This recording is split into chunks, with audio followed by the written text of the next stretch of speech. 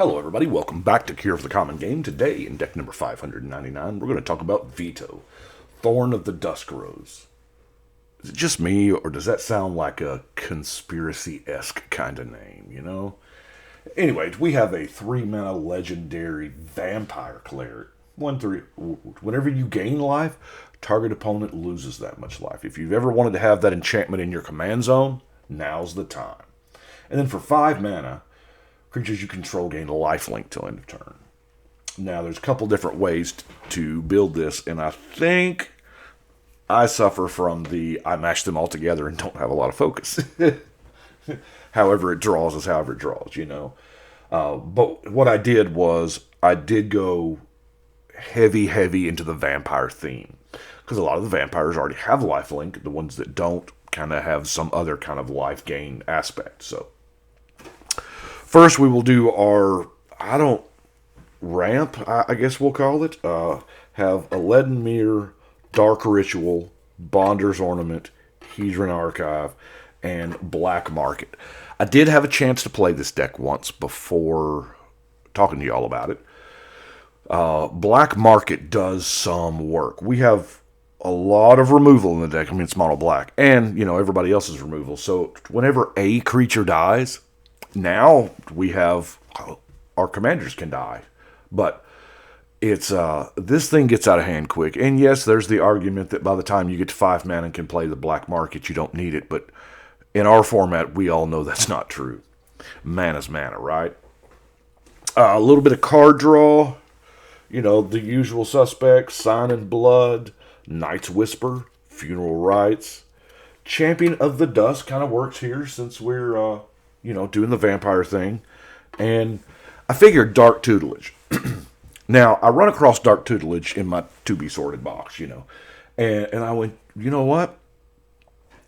I'm playing vampires with lots of life gain. I'm not scared to spend that life on a Dark Tutelage as normal. Normally, you run Dark Tutelage in decks with really, really low CMC so you don't kill yourself, you know. I'm not that responsible. So, I figure as much life as we're gaining, this is a good extra card draw. And as far as life we're gaining, let's go through the just straight up life gain spells first. I mean, Siphon Soul is a great card. Just gains life. Blood Tribute, since we are playing vampires. Arterial Flow, Profane Memento, Sovereign's Bite, just dealing damage to a target and then gaining life, you know. Agonizing Siphon, Dousing Gloom, Magus of the Mirror, because when you exchange life totals with somebody, it counts as you gaining and them losing for gain purposes that check for life gain. So, Elixir of Immortality. I see this and Felden's Cane and the like becoming more and more important because, you know, I'm not the only one that built a Bruvac deck. And if you pull a Bruvac, I got to believe a large percentage of the people that pull a Bruvac are building that deck, you know? So I think mill decks will be a little more common than they used to be. These next two, don't laugh. Demon's Horn and Staff of the Death Magus. Just to be able to gain one. At one point in time in the game, I had both of them out. So you're talking casting a spell, gaining 2 life. I just Sign in Blood for 2 mana. That's it, you know. But let's look at creatures now. We have our suite of vampires, you know. The Nocturnal Feeder, Knight of the Eben Legion, Pulse Tracker. Now, these are not really overpowery. This is more focused on the life gain, right? Child of the Night, Bloodbond Vampire, Bloodline Necromancer, Sangromancer. Got to have that Hex Mage, you know, for those nasty planeswalkers that just got to go, right? Vicious Conquistador, Oathsworn Vampire. Now, Bloodthirsty Aerialist. Woo, baby. Now, it's whenever you gain life, you put a +1/+1 counter on it. If you gain 5 life, you still only get the 1/1 counter. It counts the instance of life gain, not the amount. So, still a great card, though, for the same cost as Vampire Nighthawk, which is a great card. Epicure of Blood. Whenever you gain life, each opponent loses one. Things can get really, really quick. The Gifted Aetherborn, of course, same card doesn't fly. Vampire of the Dire Moon, Bloodlord of Vasgoth. This is because I'm not real heavy into combat oriented. I noticed that I could not, and maybe I just gave myself away a little bit. I couldn't get Bloodthirst when I wanted to cast him. Sad days. And then our last 2 creatures are not, in fact, vampires. It's just the Grey Merchant is perfect in here. And then Witch of the Moors, to get something back. Playing vampires, so put the new Thorn in there. Just cuz. Now, we all know it's coming, the Exquisite Blood. This is the loop. It's I could not play it, right? And because that's in there, and yes, for this deck, I'm going to be that guy. There's the Wishclaw Talisman, the Diabolic Tutor, and the Grim Tutor. Am I always going to tutor for it? Probably. I don't know. But they are good cards. Necromancy and Dance of the Dead to bring things back. But here let's cover the 2 lands. Rogue's Passage, because, why not? And Castle Lochthwain. But the card I really want to talk about is Bolus of Citadel. Now, here again, I knew that I was going to be gaining a ton of life, and I did. But I drew Bolus of Citadel, and I cast it,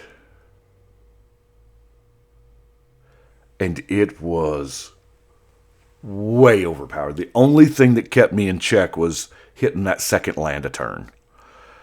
You could play 3 or 4 spells off the top. I don't care. I think I played Corrupt off the top. Paid the 6 life. I gained 12. Somebody took 12. It was nuts.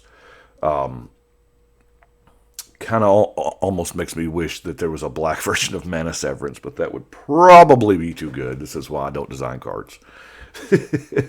But, yeah, sacking the 10 permanents, probably not going to happen, but just the amount of card draw and paying the life is normally what keeps Bolus of Citadel in check, but when you don't have to worry about the life, when the card that you're paying the life and casting cost for is going to get you more life than what you paid, you're not worried about it.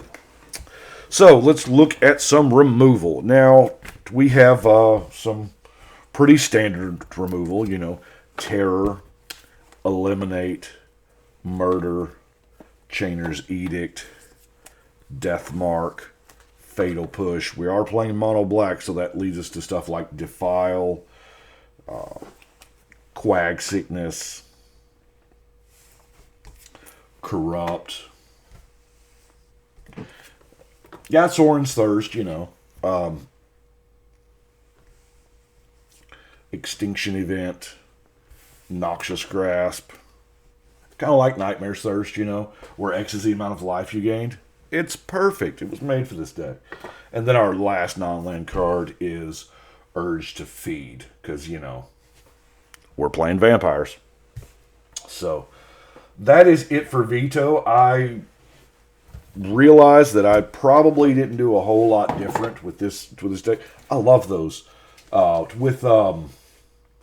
those that didn't see the Jumpstart openings, these cards are in. Yeah, for some reason they're magic backed. I don't understand that. But when you open up a Jumpstart pack, it's a pack of 20 cards, and this is the face card. I've just been using them, to back the general in. Makes it a little thicker, and God, I love that pop when I put a card on the table. And apparently, I didn't realize this for years, but when I play, they're like, yeah, you know he means it when he pokes it. But that is it for Vito. So we're going to go put Vito on the wall. $5.99. Wow. So, I'm wearing my work shirt here, so let me get my angle right. No. So, yeah, my door's open. I will be doing, it's going to take me a minute to get to deck number 600 done. There are some logistical things that I have to do that are way different than normal because I want to make 600 as special as I can. I'm really excited about it. It's kind of a big deal. Well, at least to me. It's been, 4 years? I've been on the quest for 4 years now, and I looked, and I am currently behind my goal of building 200 decks this year. So far, I think I'm at just a shade over 100, and we are past the halfway mark of the year, so I got to get with it, Anyway, I appreciate your patience, but I think you're going to like 600. I really do.